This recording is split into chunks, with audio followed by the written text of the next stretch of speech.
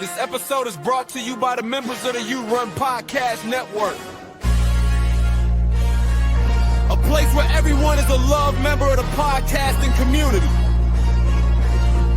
To link up with these shows and find your next podcast addiction, visit YouRunPodcast.com.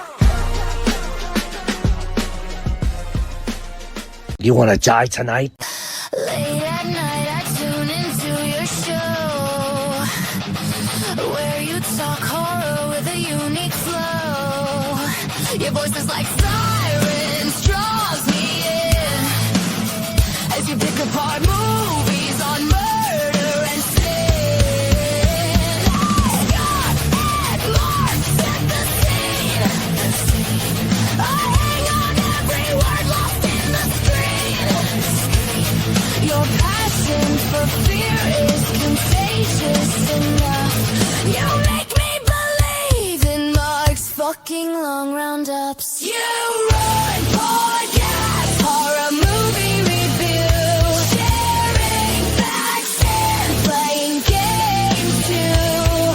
Your words paint pictures of darkness and dread, leaving me grinning long after you fled. You run podcast. You run podcast. Coming day and night. Hello and welcome to the You Run Podcast Horror Movie Review. My name is Scott, My name is Mark. and you are going to have an absolute whale of a time on today's episode, and that is an absolute fact. We are a horror movie review show run and controlled by our listeners, so you get to pick the movies we review. You also get to wade in with your opinions, good or bad, and we generally just let you do everything, and we just take you through the movie and give you all the fun stuff. The show's really easy. We give you our review and our scores, followed by an in-depth dive into all the things we liked, all the things we hated, and we scatter a mixture of facts throughout. We tend to stay in order of the movie, but we will bounce around as well, so we don't give you a traditional playthrough. Like I say, we've got a great episode lined up today. We've got some cool interactive features. We have the return of cover notes, because this movie deserved it, with Double or Nothing as the cover note that they released. We're also playing a game of Meltdown, and regular listeners will know when we're playing a game of Meltdown, that means that we have a guest, and it's a guest that Mark missed last time. Shall we address your sickness last time when this guest was here, and today the fact that I managed to get hold of you about 11 seconds ago? Well, I don't know what's happened this evening. I'll be perfectly honest with you. I came in here like I do every Friday night. I opened a beer, I set up my system, and I looked at my phone, and like I had like a bitch fit message from you, like, I'm calling it off. We'll reschedule. I was like, what have I missed? I've been gone for an hour, and all of a sudden the whole world's fallen apart. What you've missed is you've been Pink Panther all day. Right, mate? Nothing. Send you a meme. I've been a Nothing. busy man at work this week. I've been crawling around on all fours, fitting this stupid herringbone flooring system that I started on Monday. And I've finished it today, thankfully. My legs and knees are in tatters. I plan on not moving for the entirety of the weekend. So I've just been busy, man. I've been busy. I'm still alive. I'm still here. I am always here, usually, barring... All right, okay, I haven't got a great track record for not turning up on occasions, but I'm here tonight. I'm ready to rock. Let's do it. You are? Okay, well, let's do it. Let's introduce our guest. And we've done this with BP. I come up with some cool intro music for BP, and I really liked it. And we actually got a lot of feedback saying that's really cool and it's really funny. So I've done it again. I'm not going to introduce our guest. The song is... Meet the queen of the screen, the sharpest in sight. This girl loves horror, bringing chills to the night. One half of the pod, the girl in the gay. She's fun, she's a pro, and she's here for the fray. With a laugh that is bright and a mind full of gore. Becky's last visit had you begging us for more, so we done what you want, because that's what we do. So Becky gets back to please all of you.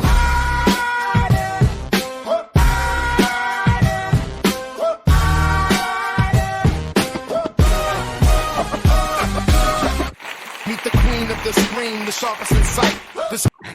It went again. I don't know why it looped. Hello and welcome to the show, Becky. How are you? Thank you. What a fabulous introduction. I am good, thank you. Are you well? I think if that introduction has taught us all anything, all three of us collectively are the whitest thing I've ever seen. None of us have got rid. We're all here like that. Mark was voguing.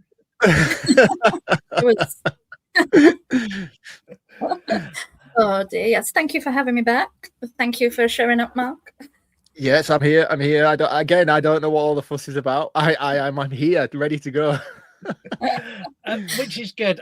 Becky, you've been here before. I want you just quickly to tell everyone where they can find you, where they can find your podcast. We'll give you a bit at the end where you can do a full sales pitch, but just give us a little bit about you before we rock into talking about today's movie. Okay, you can find me over on Instagram at This Girl Loves Horror. I mostly do movie reviews and show off a bit of my collection. And you can also find me. I'm one half of the Girl and the Gay podcast with Jay. Which half are you? If you have to ask. Yes, so you can find us on Instagram and Spotify. You can go and have a listen to us. Yeah, so go and do that. Becky's links are going to be in the episode description as well. So there'll be a link to her Instagram and a link to the Girl and the Gay, or you can just go to our website and there's a link to the Girl and the Gay there as well. Today we have a guest on deck. Mark is here. And we're ready to talk about a movie, Ready or Not 2, Here I Come. This movie follows on directly from the events of the original. We see Grace, now with her estranged sister Faith, thrown back into the diabolical world of devil worship and hide and seek. This is exactly the same as the first movie, with sibling dysfunction thrown in to try and give us a new plot we can invest in. There are some awesome cameos in this. You've got David Cronenberg, which blew my fucking mind how they got David Cronenberg to do this. Sarah Michelle Gellar, and of course, Frodo Baggins, who's been mentioned on this show so much in the last month. Himself, Elijah Wood. It's fun. It kind of done exactly what I thought it was going to. There's no real twists or turns along the way. I was fully invested, and I like some of the nuance they put in around like how the weaponry was selected and all that kind of stuff. It's a brain off kind of horror movie, and there's nothing wrong with that. It's never going to win an Oscar. It's never going to be held in the esteem of A Nightmare on Elm Street or Friday the 13th, but it's good and it's entertaining. It's one of those movies that if it was on, you're not going to go, oh, fuck this movie and try and turn it off. I liked it. I'm going to give it a 4 out of 5. Mark, where are you with Ready or Not 2? In fact, stop. Before that, as you weren't here last time, where are you with Ready or Not? And then we'll do Ready or Not 2. I wondered why we jumped straight into the sequel as opposed to doing the original. So I'm assuming we've covered the first one on the show already. Me and Becky have, yeah. Oh, right. Okay. Was that when I was poorly? Yeah. Right. Okay. So for me, I watched the first one the other night in preparation because obviously I didn't watch it. So I really liked the first one. I thought it was fantastic. I thought the tension building and the mystery surrounding that movie was fantastic, especially by the time we get to the final reveal and the climax. It was stellar. I thought Adam Brody is absolutely killer in that movie. Samara Weaving, fantastic as always. And it was one of those movies that had me second guessing everything as it was going. It was filled with laughter and gore and sheer tension throughout, and I was really, really impressed by Ready or Not. And if I have to score it to marry up with the episode previously, I would give the original Ready or Not a 5 out of 5. I thought it was a fantastic movie. However, going to Ready or Not 2, I think this movie suffers with sequelitis. I think that there was never an intention to do Ready or Not 2. And if I'm going to compare it to any movie, I'm going to compare it to Halloween 2, because I feel like it does follow a very similar beat to John Carpenter's follow-up movie Halloween 2, starting off in the hospital, continuing on from the same night. And I think, in a way, the way that this movie opens up is kind of an homage to that. And then the introduction of the sibling aspect as well is also, I feel, like a Halloween 2 homage. Now, the reason I say that it suffers from sequelitis is because I feel like there's a lot of stuff that goes on in this plot that is fabricated and added that was not set up in the original movie. She clearly stated in that first movie she had no siblings. I know they wrote it in a way to address it by saying she was trauma building and all the rest of it to eradicate her from the plot. But for me, I knew it was an add-on and I knew it was a second thought. And then again, it does follow a lot of the beats that the first movie did early on. When we get to the climax, that's a different story. That was phenomenal. However, the stuff that they do repeatedly show, like the blowing up of the people, it was a stellar moment in the first movie, like a jaw drop on the floor. Holy shit, these guys aren't actually delusional. This is real. But then it becomes very overplayed in this sequel. Samara Weaving takes a beating to the point that I'm like, we kind of have to believe to a certain degree at this point that, yeah, in the first movie, she was a true heroine and one of the most modern day final girls that we've seen, you know. But here it kind of like, come on now, this is a lot of fucking John Rambo shit going on that I'm trying to swallow. However, that being said, I really like the movie. You know, it was a sit back and just enjoy the ride, and I'm here for it. And I'm only mentioning these things because I feel like it's my duty to sort of say it from a critical standpoint. I do feel like it suffers heavily from sequelitis, but I really enjoyed my time with it. There was never a point in it where I was like, oh, this is running a bit thin. I'm glad it's here. I'm glad it builds on the lore of the first movie and gives us more to what we needed. However, I would have quite happily taken Ready or Not as just a standalone movie. Yeah. Again, that being said, it's going to suffer the same prospects as Halloween 2 does, in the fact that every time I watch the original Halloween movie, I cannot wait to watch the second. And I'll do the same with Ready or Not, because I know that it is a follow-on direct continuation, and I could put them both together and have a 3-hour movie and still enjoy it the same way that I do the original Halloween movie. So I'm not going to score it as high as the first because I don't think it warrants it. But I'm not going to shit on the movie in terms of my score, and I'm going to come down to probably a 4 because I think that's a fair scoring purely based on enjoyment alone. But if we were being really, really thorough about the issues within this movie, there are a lot of glaring problems. But because it's such an enjoyable flick from start to finish, it's very easy to put them to the back of your mind. Yeah, I'd agree with that. Becky, where do you live on Reddit? Because you adore the original. I do. So does this live up to that, or are you? Where No. are you? I'm very much agree with both of what both of you have said. Yeah, Ready or Not, the first one is one of my favourite films. As soon as I saw it, it shot straight up there. And I love Samara Weaving as a scream queen. I think she's brilliant, especially in that first film. I never felt they needed a sequel at all. And when they announced it, I was really worried about how they were going to go about it, what they were going to do. So I was quite nervous for it coming out. And yeah, we'll probably mention some of the dislikes throughout, but it's pretty much what you guys have already mentioned. It's very samey for the most part, but it's so enjoyable that I had a lot of fun with it still. I didn't hate it at all. And yeah, I'd give it a 4 as well. So that's a solid score across the board, to be honest with you. And again, like I don't think any of us dislike this movie at all, not even for once, you know what I mean? But I think because the first movie is such a solid, surprising entry, especially given the sort of collective horror movies that we're enjoying at the moment, to see something like that come out that balances horror and tension and comedy so flawlessly, it's one of them uncut gems where you're like, oh, don't touch it. And to be perfectly honest with you, I wouldn't have wanted a sequel, but I think the fact that they gave us one, they did a fucking fantastic job in trying to sort of at least compete with the greatness of the first. They didn't reach that goal, but they did a very good job of trying to claim for it. Yeah, I think so. And I think adding in a lot of the bigger celebrity cast helped with that as well. The likes of Elijah Wood, Sarah Michelle Gellar, David Cronenberg. Like, yeah, the other guy from The Faculty, and I can never remember his name, him being back, as him being in this was also good. I think all in all, it's a good movie. Let's dive into it. But before we do that, Let's do an ad. It's Wednesday morning and the vibe is unglued. Her and Dizzle and Bitty in a what the fuck mood. From the arcade floor to the ranking of treats. It's the wild style chaos that'll knock you off your feet. Throw the script in the trash, keep the energy high. Cause there's nothing that's crazy passing them by. No filter, no limits, just a loudmouth crew. Doing exactly what the fuck they wanna do. What the fuck are you?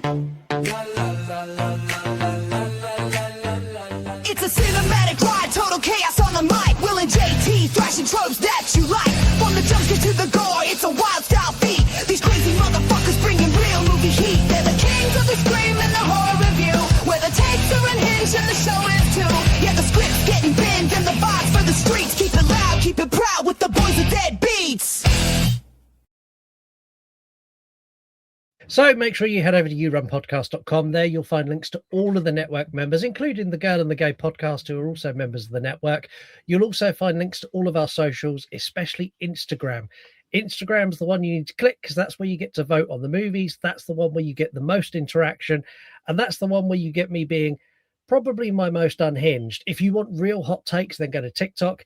If you want the platform where no one ever comments, replies, likes, or does anything, then you go to X. And there's every other iteration in between that as well. Also on our website, you will find the most important link you can possibly click on, and that is our Patreon link. On there, you get early access to these episodes, which are completely ad-free, so you won't hear this bit. You also get exclusives. You get additional shows. There's a whole other horror movie review show, well, horror movie themed show that me and Mark do called You Run Extra, where this month, honestly, you're going to get some really cool shit because we have no guidelines. We're recording straight after this, and we're going to be probably 3 sheets to the wind, and it's literally an experimental episode where I've got loads of games and shit I want to try out on Mark. We're going to talk about the upcoming collaboration with somebody else and give you details on that. So yeah, Patreon's where you need to go. So either click on our website, click on the Patreon link, or go to patreon.com/YouRunPodcast. And the collaboration has something to do with this. SWF Compound is bringing you a night of wrestling you will never forget. Sunday, the 12th of July, Oasis Academy, Southampton. Thrilling entrances, jaw-dropping moves, and raw intensity. Plus former WWE superstar Scotty Too Hottie. To book tickets, go to wrestling.co.uk. We might as well just tell them now. Scotty Too Hot is joining the show. Yes, Scotty Too Hottie. No, make sure you go to capelwrestling.co.uk. Go and book tickets to that event. You'll get to meet me there, the other Scotty Too Hottie. There'll be 2 Scotty Too Hotties at that event. And go and subscribe to our Patreon, because then you get to find out what that potential collaboration, well, not even potential, what that collaboration is and how you get to see it and be a part of it. It's really, really cool. So yeah, go and do all of that cool stuff. Make sure you subscribe, do all the nice shit. You know how it works. You're not dumb to this. Let's talk about this movie. The opening of this movie is so good, with her the flash of her sat there smoking a cigarette and the paramedics going, "Are you okay? Are you okay?" And she's like, boof. I always wondered, was that refilmed, do you think, or was that? I can't imagine they wouldn't do the whole practical effects thing with the house again. So do you reckon that was like filmed on of her collapsing, but then they just shortened it to show her not fainting at the end because they thought it was more impactful? How do you think that played out? Because she doesn't actually faint at the end of the first one, in case you can't remember. She just and the police turn up, but then there's extended dialogue from the police officers regarding what happened in the house in the beginning of this one before she then faints and collapses to the floor. I know the answer, so I'm going to excuse myself and save you the facts. Of course you do. I can tell she's wearing a wig in this one to look like the first one, so I think they must have done some kind of used the background from the first one, but refilmed her or something. Some kind of movie magic. But yeah, I'll burn the fact now. They recreated the scene and refilmed it. So they went. It's radio silence though. So radio silence obviously done this. They done Scream 5 and Scream 6, and they seem to understand what makes a good, entertaining horror movie. They also seem to want to avoid cutting corners, and I kind of appreciate that. So is it radio silence who have been Are they the ones doing the new Faculty remake? Yes. Which is awesome because obviously you've got 2 Faculty cast members on the movie here in Ready or Not 2. And I have to assume they filmed this and Faculty was talked about a lot because it's the first film that Frodo and the dude from Faculty have been in since the 90s. And they was like, do you know what? Actually, we should just remake the Faculty. Yeah, I think so. Radio Silence I find really exciting because they make movies that are just fun. They don't try and be deep. They don't try and be A24. They're not going for Oscars. They're just going for bums in seats. People sit there and go, that was cool. I liked that. They're 90s horror fans. That's the only way I can describe them because everything they make is harkening back to that era of 90s horror comedy. It's like Scream, but not as good, if you will. And I'm talking about the original, not the rest of the installments that follow. Yeah. We get the arrest. So Grace is arrested. She's taken to hospital and she's basically like, I said it when we recovered it first time, Becky, like when the police turn up, she's fucked. Because they're going to walk in, they're like, there's bodies everywhere. You're in a bride's dress, caked in everybody's blood, smoking a cigarette like nothing's happened. Like, you're in so much trouble. Yeah, and no one's going to believe that story. That's the thing. And I say this like in lots of horror movies. Like, if you're the sole survivor and the police arrive and there's bodies everywhere, there's a decapitated person, there's an exploded person, and you're there with a couple of bumps and bruises, like, you're going to prison forever. Yeah. Yeah, there's no justifying that. Like, no, there isn't a single story you could tell that would possibly justify how you are covered in so much blood and why there are bodies everywhere without any sort of plausible explanation. No, they were devil worshippers and they exploded. And I mean, they do a good job of showing that though, because when she tries to explain that to her sister, she's like, "You're going to jail." And she's like, "Yep." Well, let's talk about Catherine Newton, because obviously she gets to the hospital. She has the policeman trying to interview her, and Catherine Newton arrives. I love Catherine Newton. I think she is fantastic. I loved her in Abigail. I loved her even more in Freaky. Freaky, she was great in, but probably I think my favorite one with her in is the zombie one, and the name's just escaped my head, where she brings her boyfriend back from the dead. Yeah, I haven't seen that. I know what you mean. Lisa Frankenstein. Yeah. Yeah, She's I haven't seen that, but I liked her in Freaky. Freaky's the only one I have any real experience of her with, and I really like that movie. Vince Vaughn's fantastic in that as well. I think she's great, and I think she does a good job of owning her own character without trying to necessarily fall in line with Samara Weaving. I mean, Samara Weaving steals a show in whichever scene she's in, and I think Catherine does a fantastic job of sort of sidekicking that by being her own person as well, if that makes sense. Because when it was introduced, I was like, "Oh, this is going to be annoying. Like, I'm here for Samara Weaving, and you're just going to get in the way." But I once felt that, you know? Yeah. I agree. I love Catherine Newton, but the only thing that bothered me in this film was she kept looking like she was laughing. She looked like she was just having far too much fun. Like, she was almost... so many scenes where they're running through the golf course, handcuffed together, and you can clearly see Catherine is laughing her ass off as they're running through that. Which is great, because I like stuff like that. I'm like, oh, it does look like a lot of fun to film, to be fair. Yeah, I think this is one of those films that when you get, right, you're going to wake up on the golf course, and you've got to run that way handcuffed together. And another fact, Bernd, they were real handcuffs as well.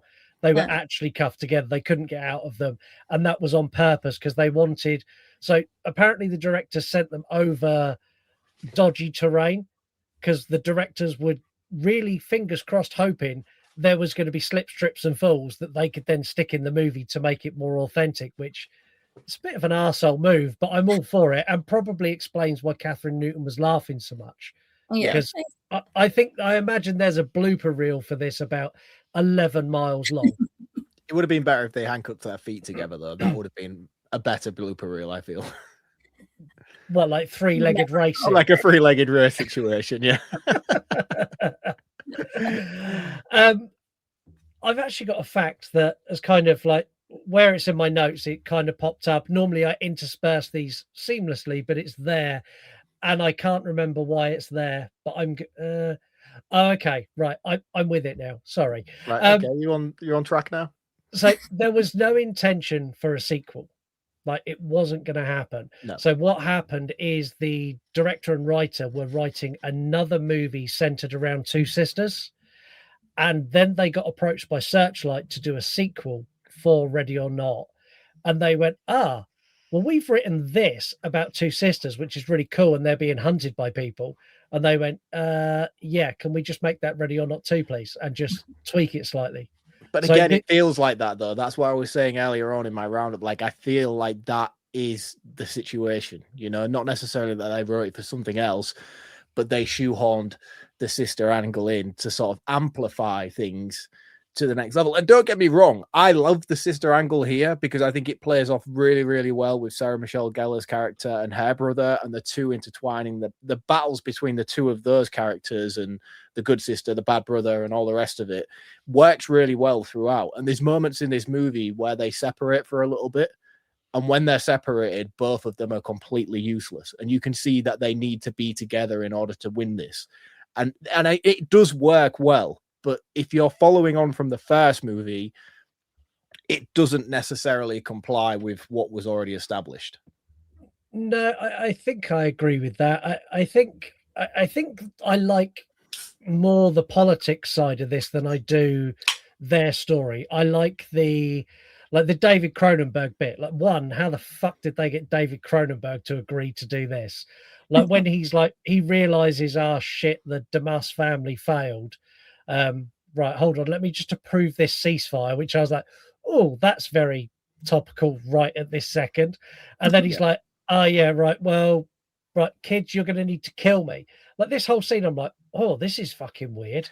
And I didn't get it for the longest part either. And then all of a sudden it just clicked. I was like, obviously it's meant to, the further on we get and the way that it's established and the law that they explain to us. But at first I was like, why? Why are you killing him, man? That's not cool.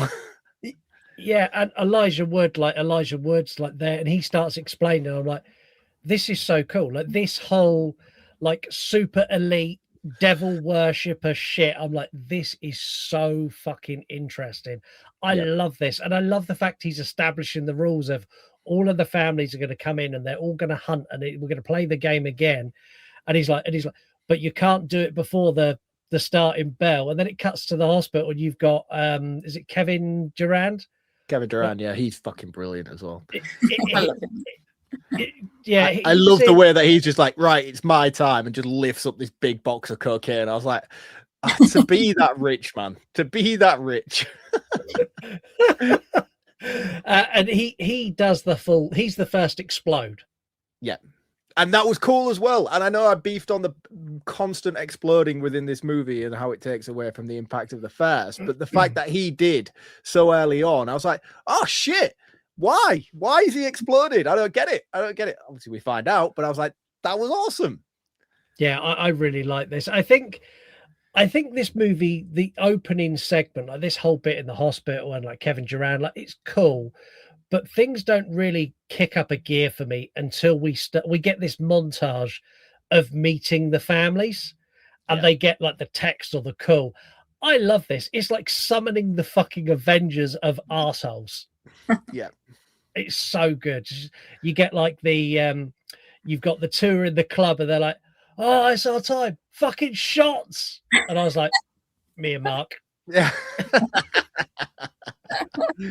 But the thing is, I think what's really interesting about it is how it does dive into, because Ready or Not was such a simple premise in its bare bones of it, you know.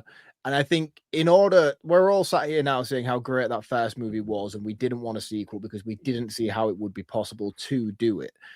But I think this is one of the reasons why I think that they have done such a good job, because it makes sense for this, the way they explained it and the way they explored it and expanded something that was such a simplistic premise, I feel works really, really well within the confines of this movie. Yeah, I'd agree with that. Beck, how do you feel about like Sarah Michelle Gellar's character coming in? And because I know, again, you're a huge Buffy fan. So Why? Was there...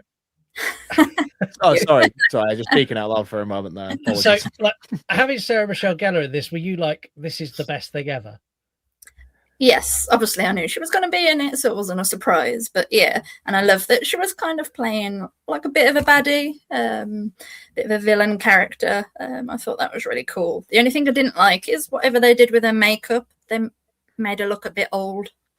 Like I've seen her and I've seen pictures of her, and she still looks stunning though. And yeah, they just did something. And nah, it's just the fact that you're used to seeing her airbrushed on magazine covers and photos. That's just what she looks like normally. I thought she looked fantastic, and she's not unfamiliar to a bitch role either. For those of you who've seen Cruel Intentions will know she's fantastic in that role. And I do feel like she was watered down. I feel like if I had a choice to make, and I know it wouldn't work logically with the ending of the movie that it gave us, but I would have made her the bitch out of the siblings. I would have made her the more dominant one of the two. And I know they do start off that way before he turns his full Hail Satan mode. But I think I would have liked to have seen her be the sort of alpha of the sort of situation and just have her just fully enjoy the moment and just go full whole hog with it. Yeah, that would have worked for me. As a Buffy fan, Beck, did you notice anything about Catherine Newton's outfit? Oh no. Okay, I mean, she was dressed like a Slayer. Well, she was. Yeah, the white tank top. So for Buffy fans, I'm going to blow your fucking mind. Catherine Newton is a huge Buffy fan and a huge fan of Sarah Michelle Gellar. So she bought her outfit specifically to match the Welcome to Hellmouth episode. So what she's wearing throughout the movie is identical to what Sarah Michelle Gellar wore in Welcome to Hellmouth. And when they turned up on set, Sarah Michelle Gellar was like, I really like that. I recognize that. And Catherine Newton's like, do you? I can't imagine why. and apparently, like, Catherine Newton just like fangirled everything she'd done with her. She's like, this is amazing. I'm working with like lots of, we need to call cut. You can't just stare at her lovingly. Stop. This is it. And for a lot of this movie, Catherine Newton does look like she's starstruck. Like she just like, how has this happened to me that I'm here with these actors doing this movie? And it's not to say she hasn't done impressive things before this. You know, she's familiar with the workspace, but you can tell she is loving every single minute of being part of this film. Yeah, I think so. The enter the lawyer, like Elijah Wood in this, sit the families down, bring the sisters in. He's like, Matt, we're going to play hide and seek again. You're lucky. You triggered a brand new game. And if you win, you get to control the world. And she's like, yeah, I'm not playing. He's like, well, it's nice that you think that, but you are. It's a little bit like how me and you play games, Mark. I'm like, we're going to play a game. You're like, well, I'm not playing. I'm like, that's sweet. But we're going to play the game anyway. I'd want to play it personally. I would want that power. And I can't imagine anybody wouldn't. Even at the end, the decision she makes, I'm like, wow, that was wild. Why did you do that? Becky, do you want to rule the world? I mean, that would be everybody wants to rule the world. There is a song entirely titled about it. I'm going to ask Becky again. Becky, do you want to rule the world? I don't know. That's a lot of pressure, but I would. I could definitely do it than some of the people up there now. That was a yes. I mean, Mark, if you run the world, all you would do is lower the tax on thongs, lower the tax on beer. Fucked. We would all be well, no, we wouldn't all be fucked. You'd all be fucked. I would be living my best life. Just know that. Everything is legal for Mark. Everyone else must do what Mark says at all times. Yeah, I would stone age the shit out of this bitch. But I tell you what, I would be enjoying every moment of it, and I would be living it to the fullest. Yeah, and as your friend and right-hand man and confidant, I'd be sat next to you going, I'm fine. No, I would bring back that thing where, you know, like the guillotine thing where they like throw tomatoes, and I would just have you there every day. Again, it's a level of fame that I aspire to have. Crowds of people coming to see me. I'm all in. Bench and fruit at you. Yeah. Again, it's no different to what happens online. The only difference is in person. So I like this. I like the fact that he makes them play, and the way he does that is like, well, I'll just kill your sister. And there's a moment where Samara Weave is like, meh. And then she's like, oh no, yeah, I shouldn't do that. I also like the fact that they go so hard with this and they set the rules out, and you see the whole cutting of the hand and the signing of the book. And the rules are so clever. And I love the nuance of this of like, you as a member of whatever family you are, these 4 remaining families, you can only use weapons from the time period where your family signed the deal with the devil. Right. I was so confused when that dude had the sniper rifle. I was like, this doesn't feel very time appropriate, but that makes more sense. I should have probably listened to the rules more. Yeah, so you've got the guy with the sniper rifle and his daughter later with a fucking bazooka. And then you've got Sarah Michelle Gellar with like a musket, and her brother's got like a sledgehammer with a spike in it. I'm like, oh, this isn't really fair, is it? That's a cool sledgehammer though. It's like a fist, isn't it? With a Yeah. That was really cool. I was like, I would own that if I could. The thing is, like, I don't think I'd want to be, based on what she's done in the first movie, I would want a gun because I wouldn't want to be anywhere fucking near her. She's taken out an established family who've been playing this game for decades and not had a problem. I would be really nervous if I was one of these families. You see, I wouldn't, only based on the fact that they don't know the ins and outs of what had happened in that house. All they know that the rules are established. She just has to survive till dawn. She might have been really fucking good at hide and seek, you know, to the point that no one found her until dawn and they all just blew up. So they're looking at this pasty blonde girl and thinking, she's not a threat. This is going to be over in minutes, which is something they actually say in the movie. So for me, I'm like, yeah, I get it. I get why nobody's concerned, because they just obviously think she's a really good hider. Yeah. Plus, the game had only ever been played once before in the first one. They say, because obviously that's the openings of the first one, isn't it? No, I think in the first one they say it's played. I think they say it hasn't been played in like 43 years or something like that. Yeah, so it had been played prior. But in this one as well, this is the first time in something like 70, 80 years that like the ball's being up for every other family to try and grasp. Like the Geller family, I'm going to say the Gellers because I can't remember. I think the DeMonts, I think they're called the DeMonts. Yeah. The DeMonts have been in power for like 80 years, I think. Yeah, yes. Which again, I think works. I do want to talk about the silliness of this, and there is an element of silliness. And it starts where you get all of the families. No, that's a lie. It starts when Samara Weaving has to get back in her wedding dress, which is clearly someone at Radio Silence went, how do we get her back in the bloody dress? Because that was cool as fuck for imagery. We need to do that again. So the silliness started there, and then it went away. This bit where you've got the families all lined up in front of the golf carts. Sarah Michelle Gellar and her brother jump in and like drive away. And the other's like, motherfuckers, there's no keys. The dude who puts the gold face mask on, like that. Did you? Yeah, I like a mask in a horror movie. I think it's cool. I think it's really cool. It's cool, but that would totally hinder your like. Yeah, I mean, practicality wise, it's dog shit, but it's cool. I don't think the silliness starts there. I think the silliness starts with the introduction of the family. For me, and that was one of the moments where I was very wincing at this film, and I was like, oh, I don't know about this. And it's where they all turn up, and then you've got the Asian family with the Asian kid who's attached to his Game Boy, and he makes silly remarks around this very serious cult meeting thing, and I'm like, how is this going to play out? You know, like there was a lot of characters around this table. You've got the guy who's like really into his massage and he's just walking around in a robe all the time. I'm like, I get the comedy, you know, but you feel like you could be played by Jack Black at this point. Like it's that off the wall. And I'm like, this better pay off. Thankfully enough, I can say now it does pay off. And all of those characters that we are introduced to have that payoff for the comedic punchline. But I was very skeptical early on at this point. Who's your favorite family member, Beck? Out of all the families, if you could pick one character, who's the one that you're like, that's cool, I like him or I like her? Oh my God.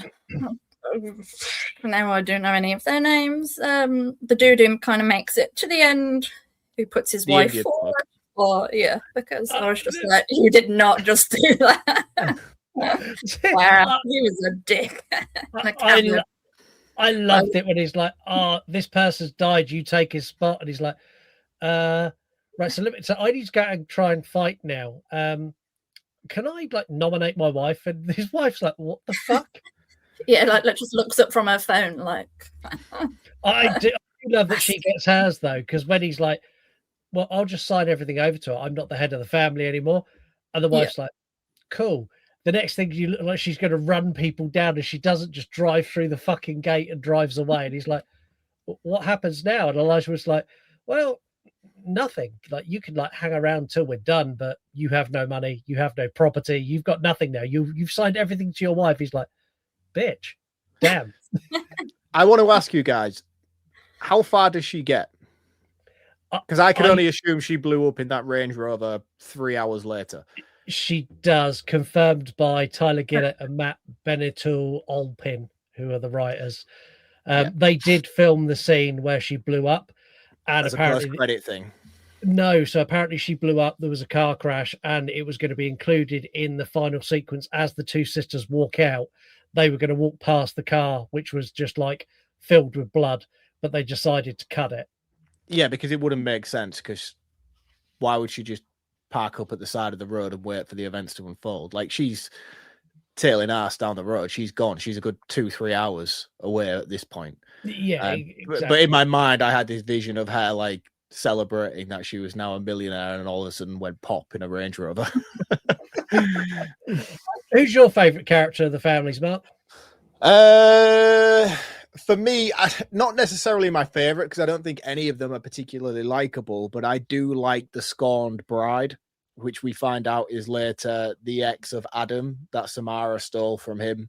Yeah. I like their family in particular. I like the fact that the dad's a very terrible shot with the rifle. That makes some brilliant comedic moments.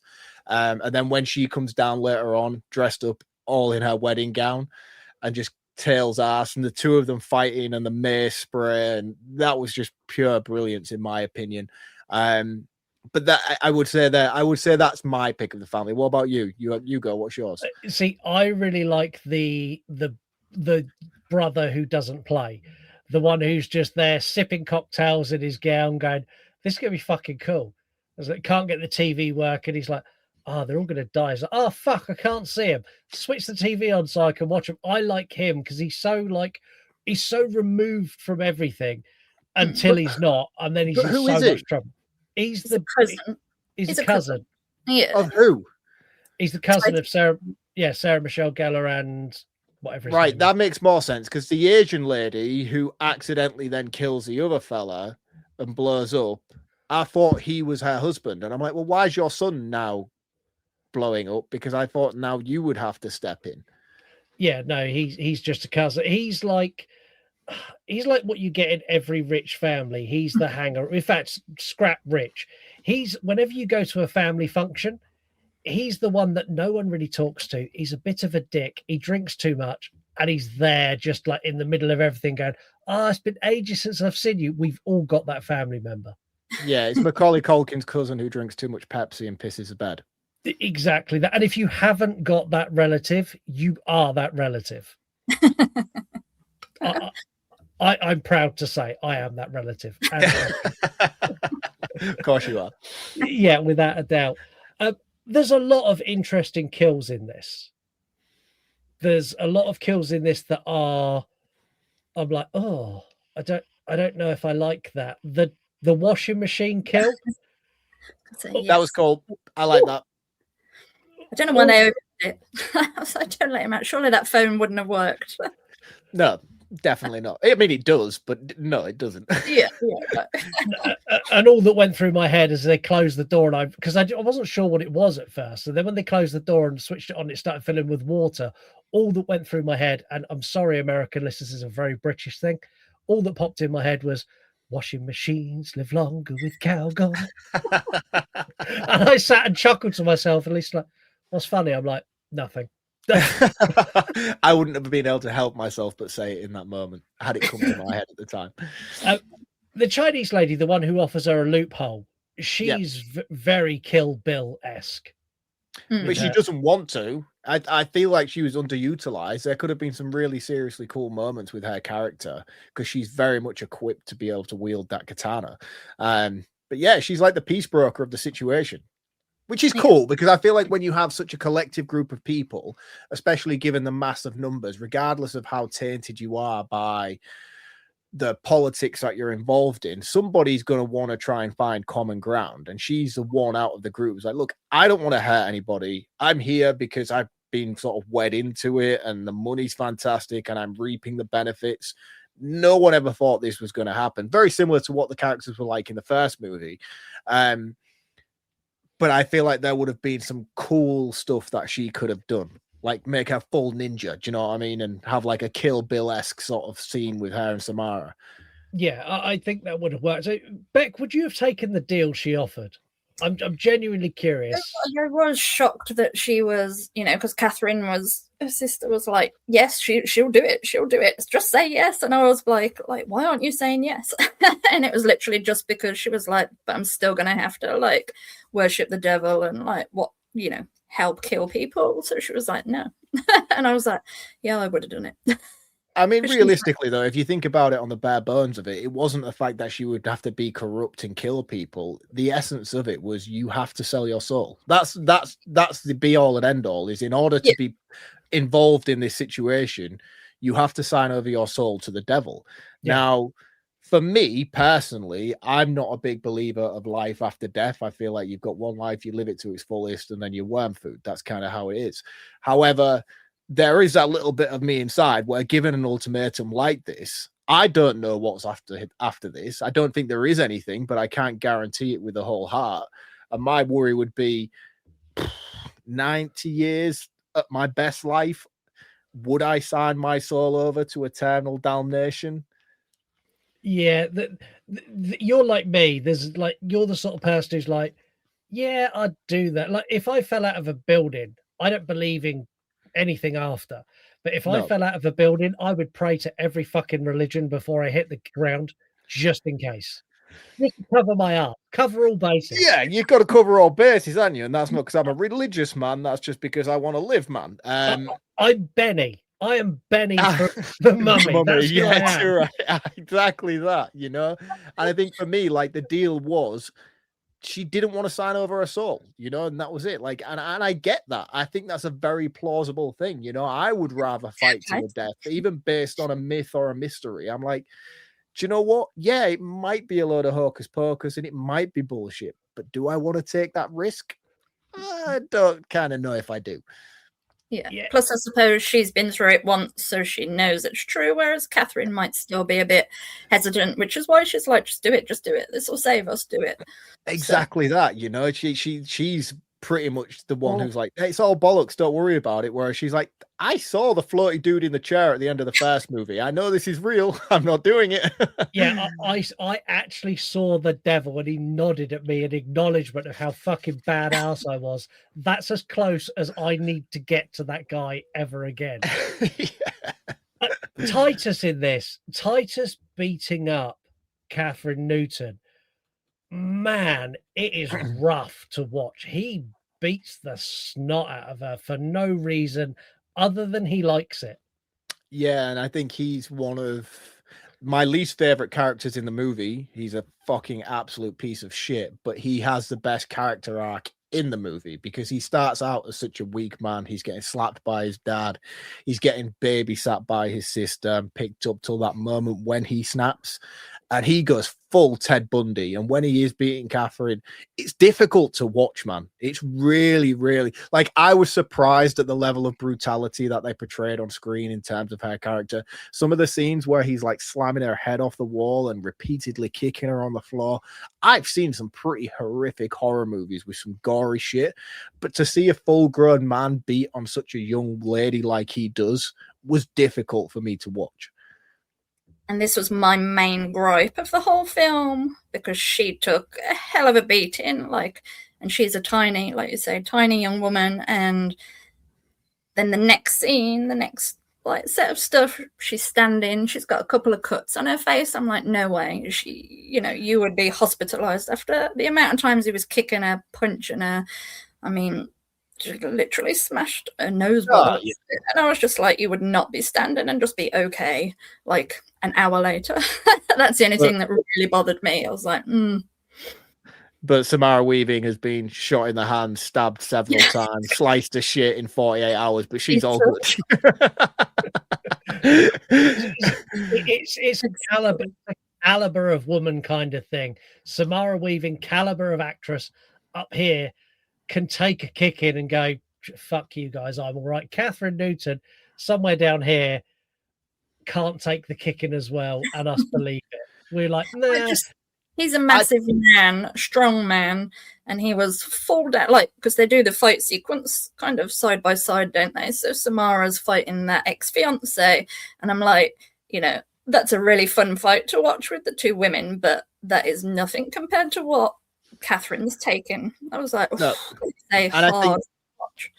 Yeah, and I think that sums it up perfectly. And the fact is, like, Samara goes through hell and back multiple times, car crashes, gunshot wounds, stabbings, like severe stabbings, blood up, all the rest of it, you know, and it's done in a light-hearted way. Not necessarily a light-hearted way, because the scenes are tense, but then they're followed up by something that is comedic, or then you see her have that hero moment. But whereas the bleakness of this poor young woman taking such a severe thrashing by a bloke, like he is a built fella, you know, he's an older built man who just unleashes pure rage upon this young girl, and it's like it doesn't have the same reward payoff that you get from a lot of the interactions that Samara has throughout her ordeals.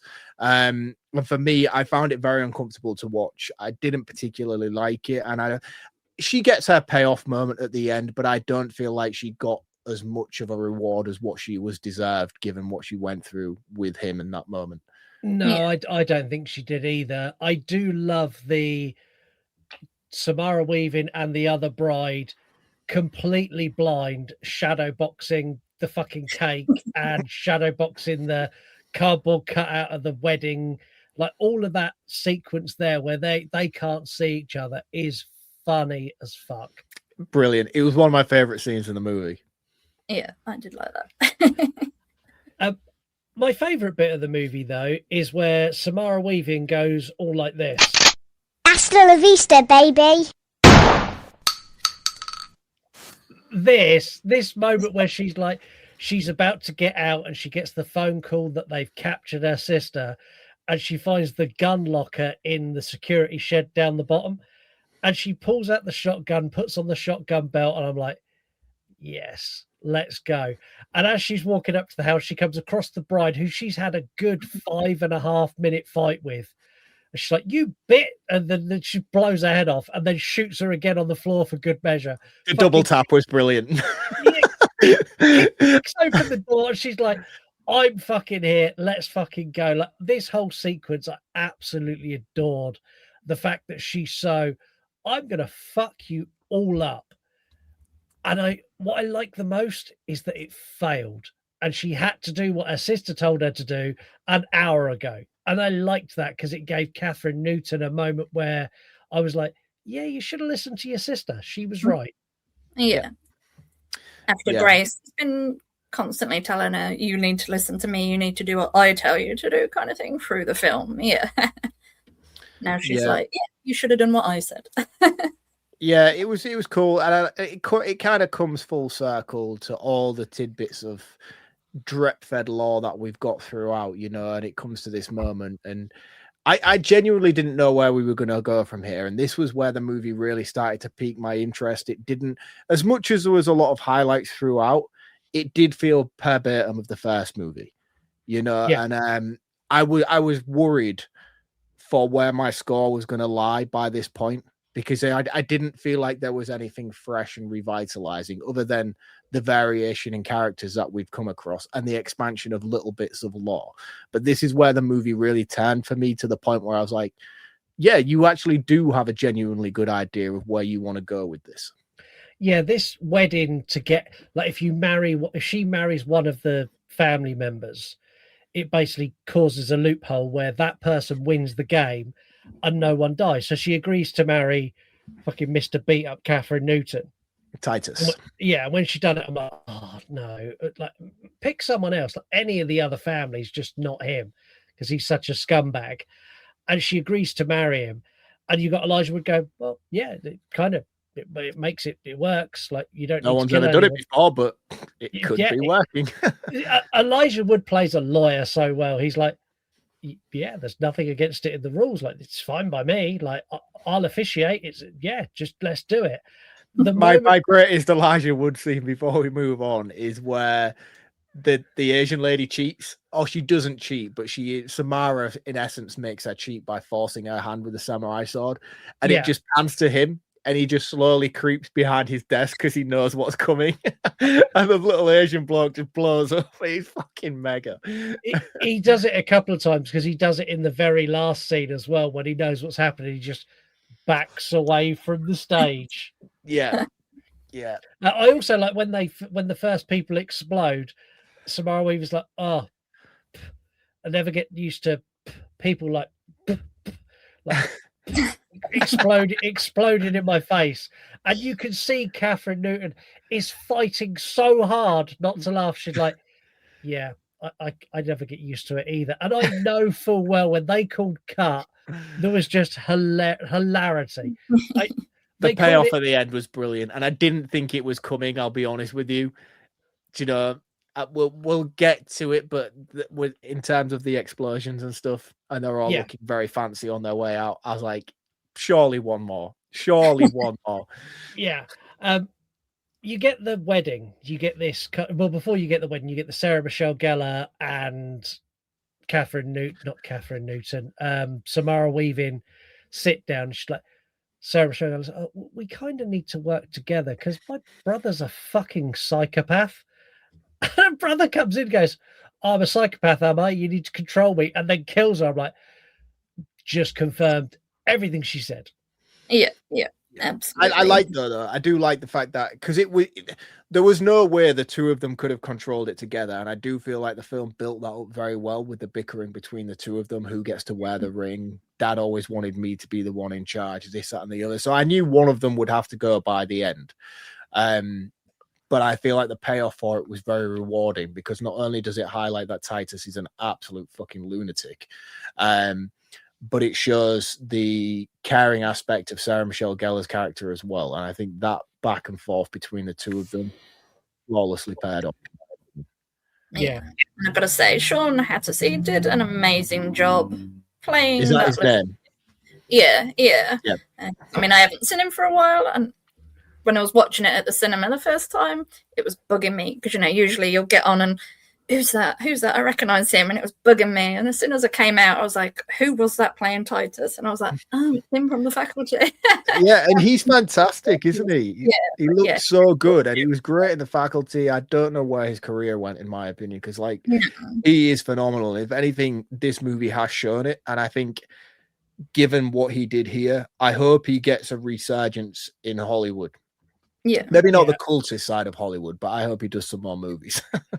Yeah, I've seen quite a few interviews with him in the press tour of this, and he is so far removed from the character he portrays on screen that you go, Joe, what, you really are a good actor, because he's so much like, hi everyone, you all right? Yeah, happy to meet you, like shaking hands, giving hugs, like doing fan sign-ins, and like he's joking and poking fun with Elijah Wood, and they're talking about The Faculty, and you're like, oh, he's just a really nice guy. And then you watch him in this, like, I fucking hate you. Yeah.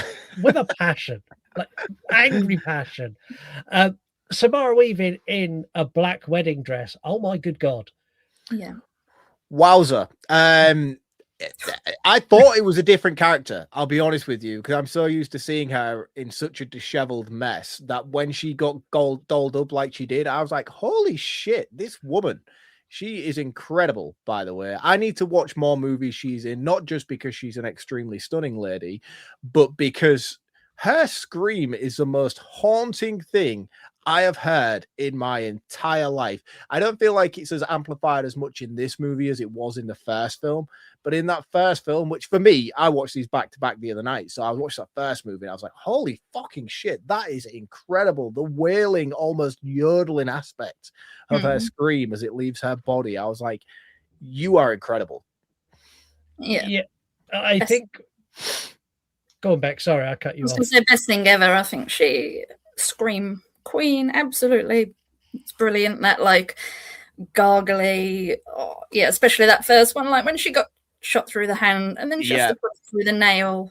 But I feel like they put it in this film when she pulled the thing out, that metal spike out of her shoulder, because she was like, no, I'll do it. And then that scream came and she was pulling it out, and I was like, they've put that in there just so she could do that scream. But how criminal is it that she was killed in the cold open in Screen 6, by the way? Like, she should have been the star of that movie. Yes. Yeah. The thing is, she does the scream a lot in this. So she does it obviously when she pulls, after Buffy's had her Buffy moment, she pulls the stake out. But she also does it when she kills the bride, she screams at her. And then in this end sequence where they do the wedding, and as soon as they've done the wedding, she turns on Titus and she stabs the living shit out of him while screaming in his face, because she's just before she does it, she's like, there's no rules against killing family. And you see Elijah Wood go, well, no. And she's like, good. And she absolutely brutalizes him so bad. And then she's like, and like that scream as she's doing it. And then she goes from that to completely composed. She's like, so I rule the world now, right? And he's like, yeah. She's like, cool. Well, for my first act, I abdicate my throne. It was before that. It was before that where she made them all kneel. I was like, oh, she's going to be a tyrant. This is going to be awesome. It's the way like she shifts the tone of her voice as well. Like, it's suddenly quite deep and authoritative. And I was just like, oh, I just love her. Like, in this moment, in the black dress and everything, I was like, you would make a fantastic Mina in a Dracula remake. Yes. Yeah. Yeah, I'd agree with that. We don't need a Dracula remake, though. We get like I think we actually already have had one this year already. I haven't seen it, though. Yeah, we have. It was I can't remember. It's exactly the same as Francis Ford Coppola's, but directed by someone else. Yeah. A very Wish version of it, by all accounts, which is why I haven't watched it. Exactly. The thing is, Dracula's one of those that, because it's public domain, and anyone, I could make a Dracula movie tomorrow and sell it as Dracula, because it's so easy to get hold of.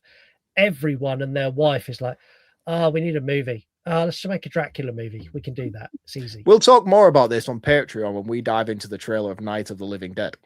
So stay tuned for that. Oh, mate, it's in my it's on my top of my list of news. How angry I am. Yeah, this bit where she's like, do you know what? I'm going to advocate, like, whoever holds the ring, like, how does this work? And Elijah was like, well, whoever holds the ring by dawn is kind of like in charge. She's like, oh, good. And she throws it in a pit where they've been sacrificing people and just like starts to walk away. And then Catherine is like, fuck yeah, fuck them. And then she's like, hold on, there's a goat here. You were going to sacrifice that. Takes the goat and they walk and start walking out with the goat. And everyone just starts diving into this pit, which has got spikes and dead bodies and all sorts of shit in it.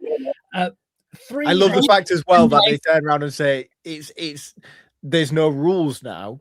Anybody can grab the ring. It doesn't need to be a family member. It doesn't need. And then you start seeing all like the butlers and waitresses who have been part of like the service team just diving in as well. I'm like, epic.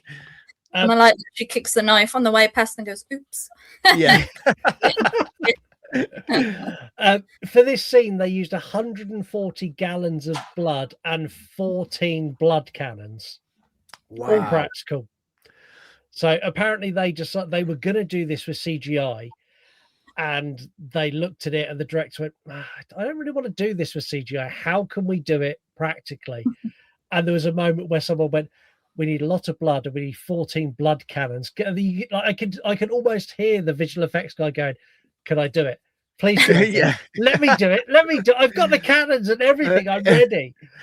So yeah, all this whole scene with like all the blood going boom, boom, boom, boom, boom, as they all explode at dawn, like all of that's real. And I really appreciate that everything in this effects wise, they don't ever lean heavily into CGI. Like, I can see some stuff in here is glossed up, but everything is just practical and done the way that I like it to be. I also love that last person, like the guy's like, I'm not a member of the family anymore. Like I gave away all my power and I can leave with you. Yeah. And that was it. That was the one that I was waiting for, because they were leaving and they were still looking all glamorous. I was like, surely you have to be dripping head to toe in blood before this credits start to close. And the payoff again, it was building to it. I was like, no, you can't leave without one final blood-soaked explosion over the two of them, and we got it. And I was glad it. I was glad it came. One thing that, oh yeah, that's what she said. So for me, like, I loved this ending more than I probably should have done, but I was left like, right. So I read an interview with the directors, and they said, look, the first one was a one and done. We never intended to make a sequel. The second one is a sequel. It's done. We have making a third one is not a priority for us, but we said that about the first. So I think we might get a third. They did also say within that interview that I feel like Gracie's character is done, and that if we were to do another, it would probably dive into. I think if we got another, it would likely be a prequel building upon the lore of the character who sits in the chair, the ghost character from the chair, because he's not actually the devil, is he? He's just like the fucking Vecna chief general of the situation. No, so Mr. LaBelle is a representation of the demonic side of hell. So some people call him, but I can't think what the demon's name is. Others say that he's Lucifer. Some say that he's the actual devil, but they never actually specify who he is. No, so I feel like if we were to get a sequel, it would probably be a prequel-based situation. But there is so many lingering questions at the end of this movie that makes me want a third, even though I don't, because I'm quite. It's been a while since I've been precious about any particular franchise, but I do feel like at the moment this is pretty much pure gold. But the ring is still there at the bottom of the pit, so something has to continue. Someone has to then control the world, because at the moment everything is just left to shit. Like, where does everything go from here? Do you know how I sequel it? You start the next movie seeing someone's hand walking through an airport with the ring on, and it pans up and it's Elijah Wood. I wanted it to be him. My precious. Yeah, exactly that. Oh no, they'd have to do that. And why they didn't do an end credit sequence of that, of him saying "my precious" to that ring, is fucking mind blowing. By the way, you're just holding it and looking it up to the light with it. Precious. Yes. And then you need a butler behind him who's slightly smaller and a little bit disheveled, going, "Dirty little hobbit."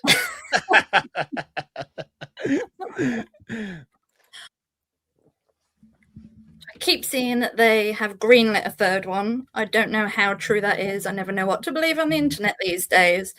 But yeah, I don't know how I feel about a third one or where they would take it.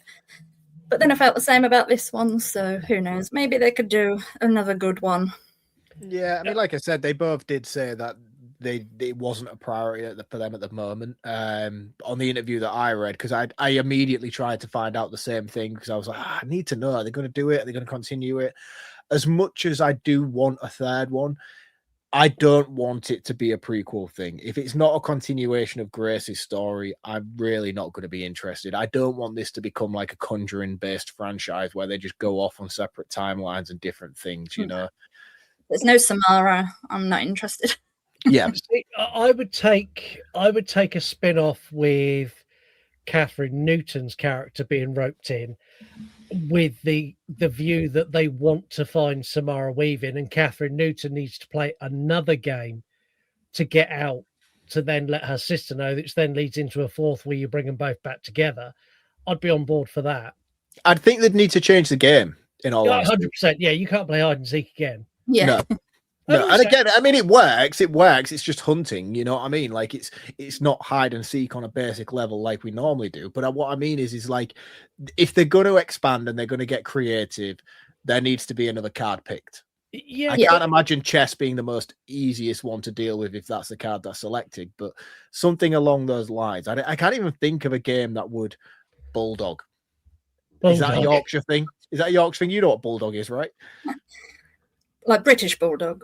Yeah, no, like not the dog itself, but like on the playground, like what you used to. Yeah. Yeah. See, the thing is, I'm going to say it, and I know someone's going to message me and tell me why I'm wrong. And before you do it, just know that I don't care what you think. Samara Weaving and Catherine Newton in both movies, or Samara Weaving in both movies, their character is fucking shit at hide and seek. They're shit at hide and seek in this one. She's shit at hide and seek in the first one because they don't fucking hide. And if they do hide, they don't I'll stay be honest where they're with you. hidden. The entirety of the first movie, I was like, this is a very easy game to win. I'll be honest with you. Like, I know if I was playing hide and seek, I could be hidden until dawn very, very easily, especially in a house as big as the one they're playing in. I think I would. Things behind the walls and stuff like that. I'd be climbing on the roof. I'd be just be laid there on the roof, like sunrise, come at me. and that's the thing. And in this movie in particular, they give them a head start. They're on the field. If they didn't stand there for 5 minutes and argue the fucking toss over what they were doing, they'd have hidden, no problem at all. Go and hide in the woods, dig a hole. Doesn't need to be deep, just deep enough to lay down and cover yourself in leaves. Job done. Game over. Yes. Also, plot hole, was she allowed to use that drone early on? I was going to ask that earlier. Yeah. Would that not be breaking the rules? I suppose she didn't necessarily use it as a weapon. Exactly. Still, I'm like, I suppose it's the same level as using the CCTV cameras, I suppose, isn't it? Yeah, and he was, the cousin was trying to text the others, wasn't he, to say where it was, and Elijah was like, "Are you sure you want to do that?" I love the fact that Elijah Wood didn't tell him no. He just saw his text. He's like, "You sure you want to say that?" He's like, "No, I don't." He's like, "Okay, that's what I thought." I'm going to keep my score a 4 out of 5. I think that's spot on for this film. Are you the same, Beck? Yes, yeah. I also want to mention soundtrack. Yes, awesome. Tyler, Will You Still Love Me Tomorrow? There's awesome songs in that. But yes, yeah, 4 out of 5 I'd stick with. I still doesn't quite match that first one, but it's a lot of fun. Easy watch. Yeah. Yeah, I agree. I'm not going to drop mine down any lower. I think I was right with the. Did I say 4? I think I said 4, didn't I? Yeah, I'm going to stick with that. I think it was fine. In terms of what you were saying back about the songs and stuff like that, yeah, fantastic. One of my favorite scenes as well, and I've said that already, but when Samara Weaving starts singing the original hide and seek song from the record player and she goes full Terminator mode, I'm like, yes. That was really, really cool. The thing is, they'd done it in a way that it wasn't quite like she's coming up, she's like, run. It's really fucking sinister. Yeah, she's in full bitch mode. I loved it. I thought that was great. But yeah, no, I think 4 is a solid score. I'd love to score it higher. Like I say, I think it's a fantastic continuation of the first. There's just a few minor little gripes along the way that I just feel they felt forced. And again, I feel the scene where Titus is beating up Catherine, that was a difficult scene to watch, and I think they lent too heavily into the contrasting brutality of Samara and her characters and the way that they went separate ways. I know they were trying to amp up his character a lot more, but it just felt like all the comedy was drained from that scene to the point where it was just a little bit unbearable to watch, and I could have done without it, or I could have done with a little bit more of a comedic balance.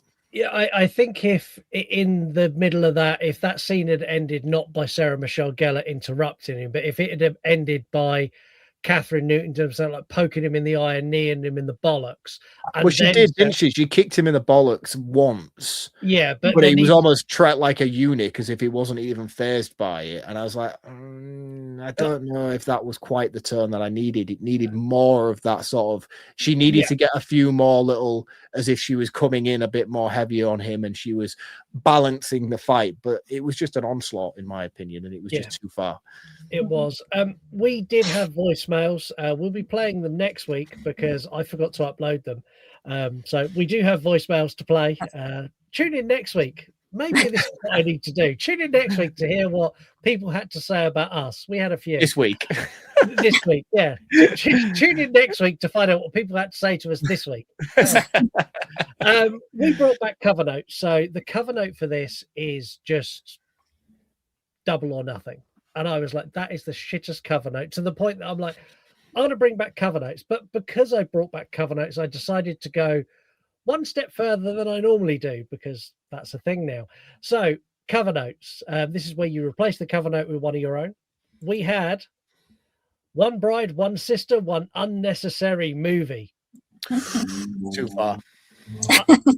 I wasn't sure on that one. That would come from Mike the Movie Misfit. Yes, I think it was unnecessary, but that doesn't mean I didn't like it.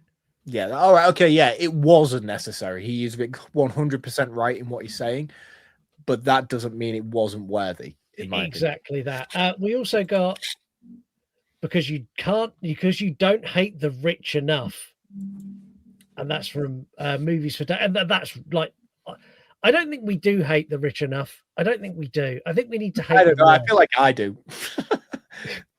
You hate the poor as well, though. This is true. I just hate people in general. I'll be honest with you. Yeah, I just hate people. Yeah. We also have Sometimes One is Better. Not a lot of people like this. That's from randomly Eric Mark's Nemesis. We also have Two Girls, One Game. Brilliant. If you know, you know. It's from BP. I actually replied to BP. That's from BP. Let's Talk Horror Channel. I replied to him, how desperately did you want to say cup? And he was like, it was a lot. It was a lot. Because then it sounds like something a bit different. Yeah. We also have If at First You Don't Succeed, and that come from Dad's Got Steel. We also have Finders Keepers, and that come from Bloody Babble. And finally, someone took it there because if someone else hadn't, I was going to. Ready or Not 2, Here They Come. Spelt like that. Right. So I have issue with the title of this movie. Yeah. Right. Ready or Not, Here I Come. Perfect. Yeah. Beck, where did you watch this movie? At the cinema. Right. You're not a criminal like I am, which is good. In the cinema, when you watch this movie, did it say, do you know the title card at the beginning when it flashes up? Does it say Ready or Not 2, Here I Come? Or does it just say Ready or Not, Here I Come? Can you not remember? No, that's all right. That's fine. Because the version I watched, which I illegally torrented off the internet, no apologies given, it said Ready or Not, Here I Come, which I was like, that's perfect. That is what this movie should have been called. But now when I see it, it's Ready or Not. Come at me. I don't give a shit. I pay my taxes. You get enough out of me. Well, that's how we rewatched it. And yeah, but like Ready or Not 2, Here I Come is a terrible title. Like, it doesn't need it. Doesn't need the 2. Yeah. And in some countries I've seen it's Ready or Not 2 hyphen Here I Come, which is even worse. Why didn't they just call it Ready to Come, Here I'm Not?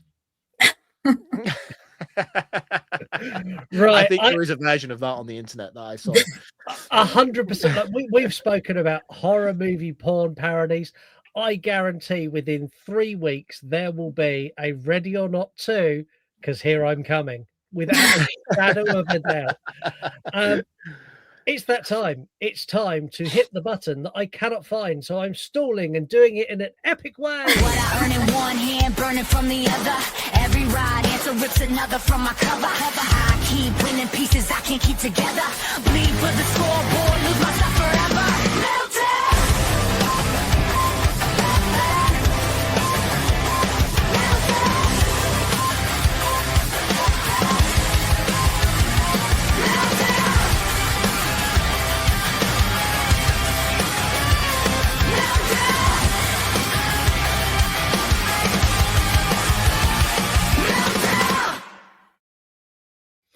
This is the horror movie quiz that is the most frustrating thing on the internet, called Meltdown.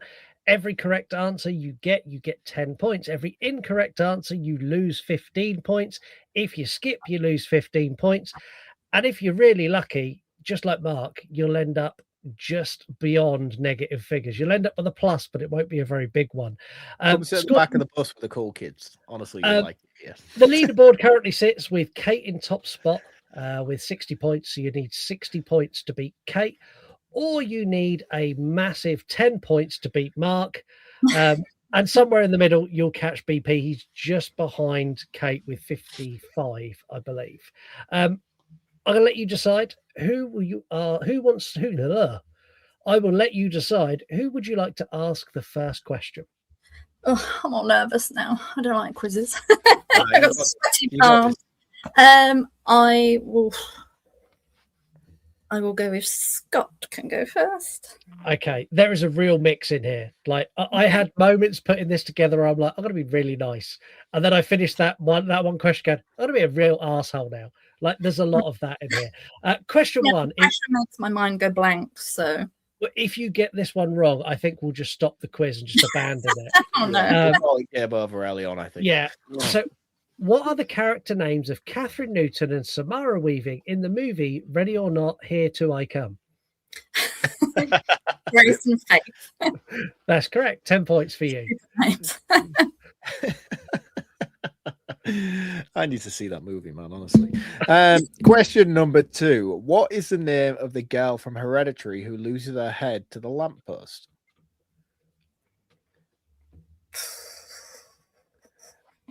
Could not tell you any of the characters' names in that film. I'll give you a clue. We're early on, and I like you, Beck, so it's fine. Think Chocolate Factory. Chocolate. That is like the easiest clue. Oh, Willy. Anybody? Willy Wonka. I don't know. Willy's Chocolate Factory. Which book have you read called Willy's Chocolate Factory? Well, she's not going to have the name Wonka, is she? It's Charlie's Chocolate Factory. The answer's Charlie. I'm not even going to give you a pass on that. That's it. Right. So, Beck, you are currently on -5 points. This isn't going very well. I knew it wouldn't. Question number 3. Who directed the 1972 film Last House on the Left? Wes Craven. That's correct. You're now up to 5 points. Who owns a chocolate factory? Is it Willy? Correct. No, that is not the question. Question number 4. What is the name of Ellen Ripley's cat? Don't let it get in your head. This is a quiz where like it goes wrong badly at the beginning, and then you can soon pull it back. And I thought, as a super duper cat I know. lover, I was just like, I've just rewatched all the Alien franchises as well, haven't I? You have as well. I've been following your stories. there's a famous footballer that has a surname very similar. His first name is Vinny. Jones. He's also a tentacle. Jones. Can we give it? Jonesy. There we go. Jonesy, perfect. There we go. That's the correct answer. Question number 5. In Poltergeist, I was feeling a bit of an arsehole when I done this. Okay. You're on 20 points. In Poltergeist 1982, what brand of beer does the dad drink in the movie? Bud. That is correct. It's Well correct.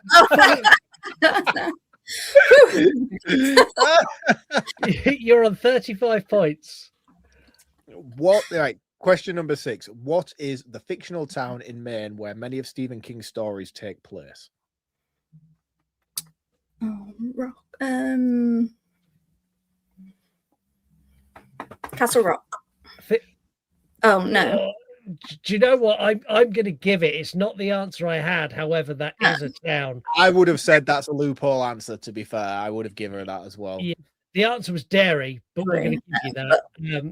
Yeah, 45 points. In Scream 7, Jenny's daughter is named after another character from the franchise, but what is that character's full name? Tatum Riley. That's correct. Well done. Question number 8. In 7, the killer uses the 7 deadly sins to kill people. Can you name 4 of them? Sloth. My God, we were just talking about this about Willy Wonka as well on one of our conspiracy theory episodes. Greed. Yep. To be honest with you, just list a load of shit. Pride. Get it right. Yep. Considering we call you Pervy Beck, I'm amazed there's a sin you haven't got yet, and I'm shocked.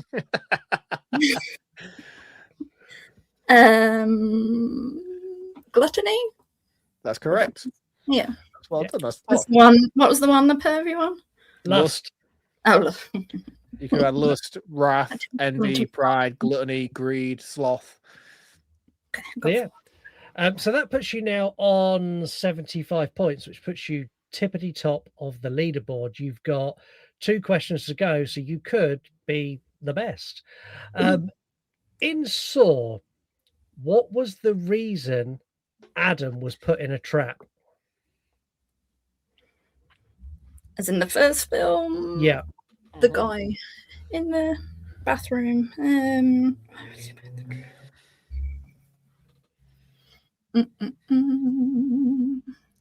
Was it something to do with his why? Oh, God. I can't remember. You going to pass that one? Yeah, I'll have to pass. Okay, it puts you down to 60 points. So you are currently tied with Kate, and over to Mark for the final question. This will either be you get it right and you top the leaderboard, or you get it wrong and you drop just below BP. Okay. See, the answer you've given to the Saw question is he's a peeping Tom. Is that actually correct? Because I thought he was just because he was hired to be a photographer, like one of those like cheaters kind of things. It's because he was a peeping Tom taking photographs of people without their permission is the reason that Jigsaw says that he trapped him. Right, okay. It's been a while since I've watched the original Saw movie. So question number 10. And for the win or for second place? Third. In the novel that will this put her down behind BP if she just behind BP. Oh, no pressure, Beck. Fucking hell. Question number 10. In the novel The Shining, what is the haunted room number in the Overlook Hotel? Be careful, it's different to the one in Stanley Kubrick's movie adaptation. So in the book, not necessarily a Stanley Kubrick adaptation movie. And I had no idea they were different before reading that question, I'll be honest with you. I'll let you know. In the movie, the room is 237, and it's not that. See, I had 251 in my head. Okay, so I will tell you now, you would have been wrong on both rooms. What was it? Are you going to pass? Do I get another? You at least throw out a random number. You just said you thought. You never said that was the final answer. 250. You still do like the Who Wants to Be a Millionaire thing where you have to lock in like a my final friend.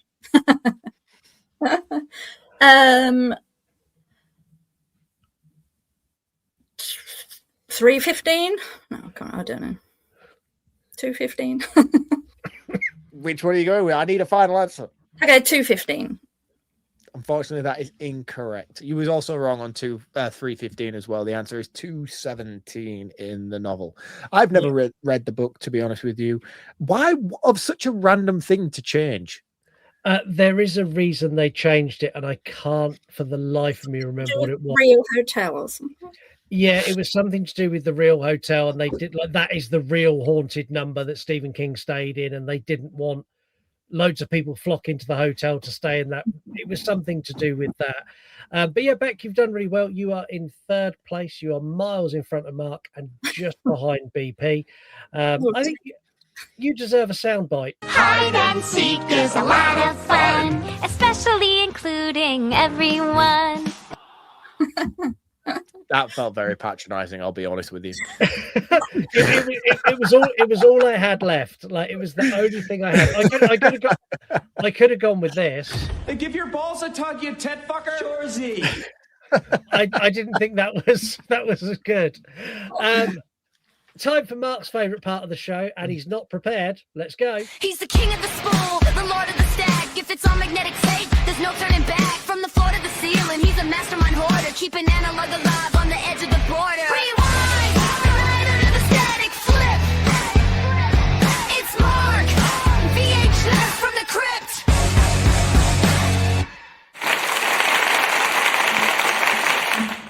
Oh, that applaud was nice. Do I get that every week, or is that new?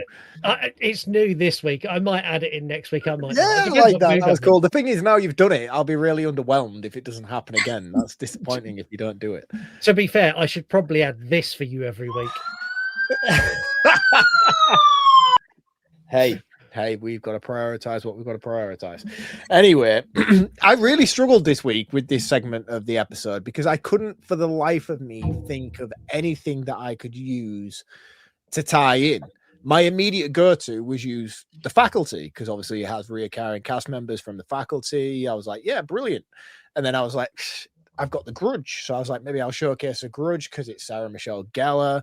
But there's not a lot of things that I could have brought together as a singular VHS to be like, this is what I'm going to use this week to showcase. And then it hit me. I have this. And this is a really, really cool movie.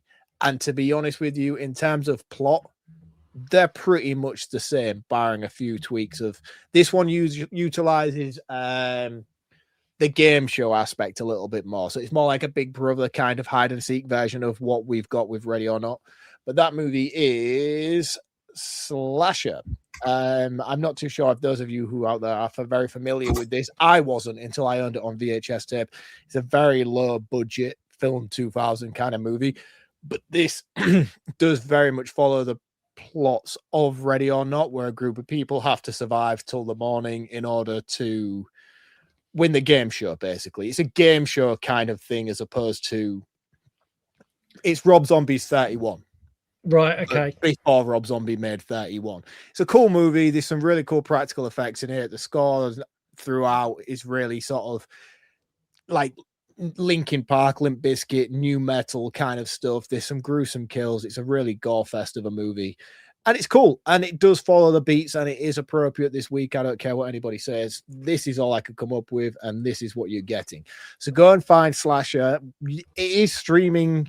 I think you can find this on Prime currently at the moment.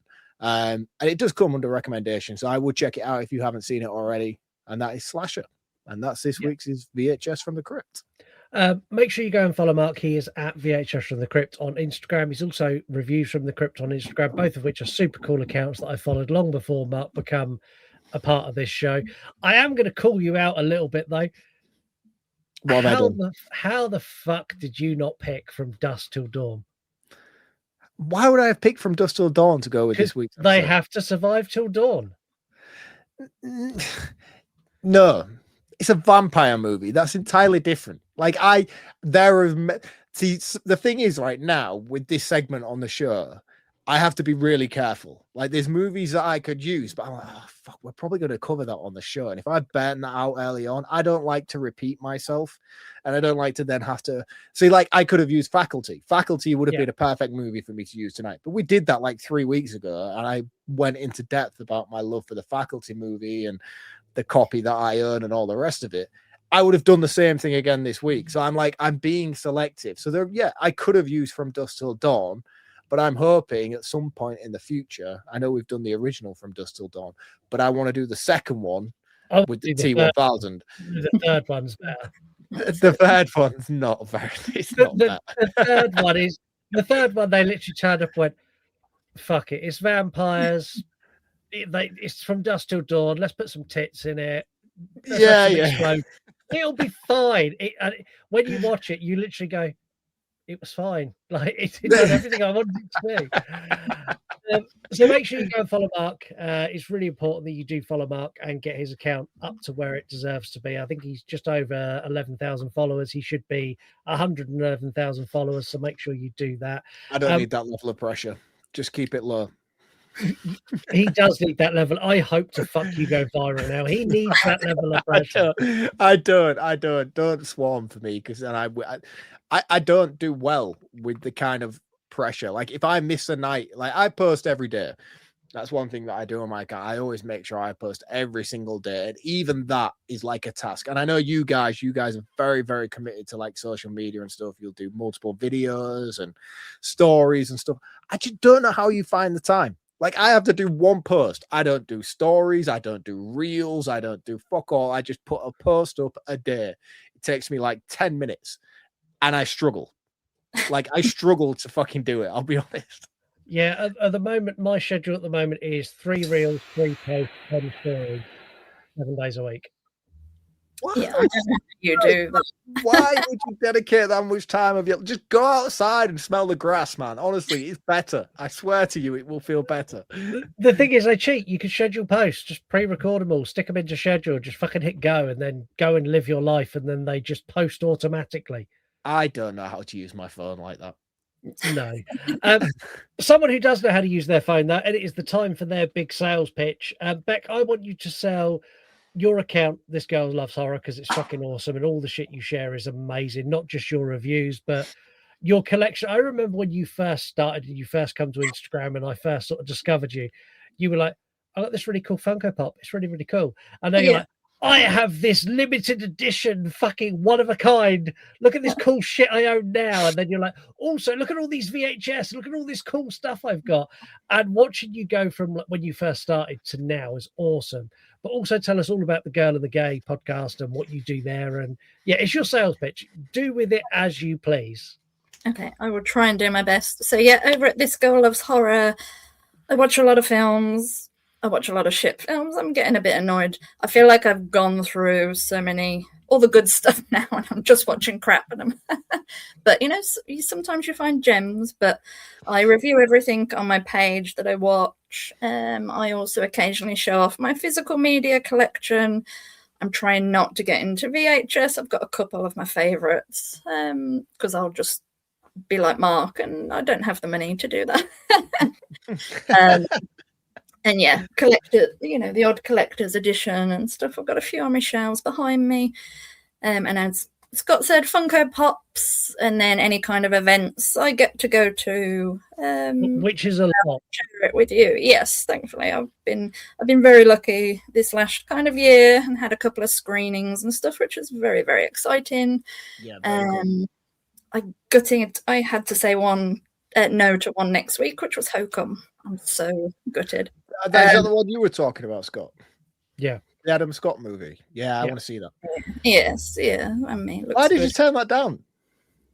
I've got to work, and obviously that's the one day that I actually go to work, not for myself. And I've just gone back to work after my surgery. So I was like, I didn't want to be like, I know I've just had 3 weeks off, and then I'm on holiday having 2 weeks off, but going to have this week off as well. I thought that might be pushing it. Nah, justified. Just say you're not feeling well. Just do what I do. Just Pink Panther it. Just don't turn it. Don't answer the phone. Exactly. But yes, come give me a follow if you like the sound of that at This Girl Loves Horror, and also one half of the Girl and the Gay podcast. We've spent the last couple of years doing movie reviews, added in TV shows. Now we're taking a bit of a change, trying something different. Our latest episode that's just come out, we're talking conspiracy theories. So Mark, you should go and have a listen. I was gonna say, where was I for that episode? Jesus. Even when I shared the episode, all I could think of was Mark's. I literally just found a man with a tinfoil hat and went, "You need to put this on before you listen to this episode."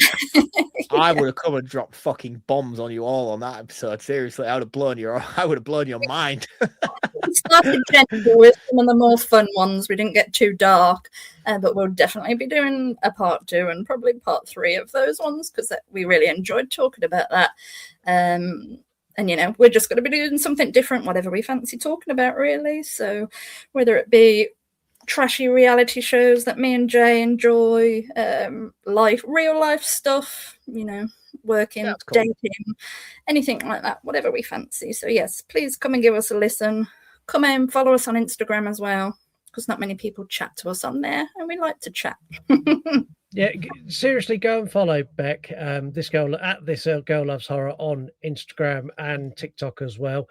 Also, the Girl and the Gay podcast at the Girl and the Gay on. Just type the Girl and the Gay, and they pop straight up on Instagram. Go and listen to their show because, I loved all your movie reviews. I really loved some of the TV series that you covered, but your conspiracy, where you've basically gone like this with the. We don't need to watch anything for this. Just fucking get rid of all these notes and shit. And it's gone from being something where you're talking about something to now it's like I'm eavesdropping on a conversation of 2 drunk people in a pub, and it's amazing. Yeah, I want to be involved. This sounds awesome. I want to come on for this episode. Let's do another one. We'll book you on for Conspiracies Part 2. Yeah, Conspiracies Part 2. And if you need to find Beck or the Girl and the Gay podcast, in the description of this episode, you've got the link to Beck, you've got the link to the Girl and the Gay podcast, and you've got the link to their Instagram. So go and click on all of that. Huge thank you for you coming on, Beck. I love having you on. And Mark turned up. Yep, Yeah, I'm here. yeah. I'm always here. I don't understand why this reputation is built. I don't He get did it. show up for Saw 2, didn't he, as well? So Yes, he did. see, this to be isn't fair. the first time I've been here. Thing is, sometimes when we've got guests and stuff, I'm like, well, I suppose he doesn't need me, really, does he? We'll be back next week. We are going to play an amazing game that we've not played forever, and that game is bringing Heather on the show and me Yes. sitting back and being really quiet and just letting Mark and Heather go at it as we talk all about a movie from 1988 that I have so much love for, and I don't think Mark has seen, and it's I haven't. Pumpkinhead. Oh, No. mate. So I haven't seen Pumpkinhead, and I haven't had Fight Night with Heather in at least 2 years. So it's going to be fun. It's going to be fun. I'm worried for it a little bit. Especially, is Heather drinking again now? Is she back on the wine? Heather has specifically, so I record with Heather tomorrow. We're doing true crime, but Heather has specifically said that she's not drinking tomorrow. She's saving it till next weekend. Right. I need you all to pray for my soul for that episode. And that's an episode that you need to watch because there's going to be a lot of me sat here like this. Where Mark just pokes a bear for an hour and 20 minutes. Yeah, I might try and find a way that we need to hook you up to a shock collar, and Heather needs to have the button. It would be the most viral video ever. You just be Not a chance. Huge thank you to everyone who's listening. Again, as I said on the last episode, our numbers for the last 30 days have been fucking mind-bending, and they keep going up. So huge thank you to everyone who's new, who's tuning in, and people who are returning. Like, it's blown me away. Until we're back, make sure you go and follow Beck. Again, links in the episode description. It's really easy. Go and follow Mark, because if you don't, he gets all pissy and he needs the pressure. He needs that pressure. Go and follow us. Do all the great things that you can do. Be good. And we will see you next Tuesday. Cheers, guys. Hail Satan. thank you. Hail Satan. Fucking hell. You want to die tonight? You're on podcast. You're on podcast. Late at night, I tune into your show where you talk horror with a unique flow. Your voice is like sirens, draws me in as you pick apart movies on murder and sin. Scott and Mark set the scene. I hang on every word, lost in the screen. Your passion for fear is contagious enough. You make me believe in Mark's fucking long round ups. You're on podcast. Horror movie reviews, sharing facts and playing games too. Your words paint pictures of darkness and dread, leaving me grinning long after you fled. You're on podcast.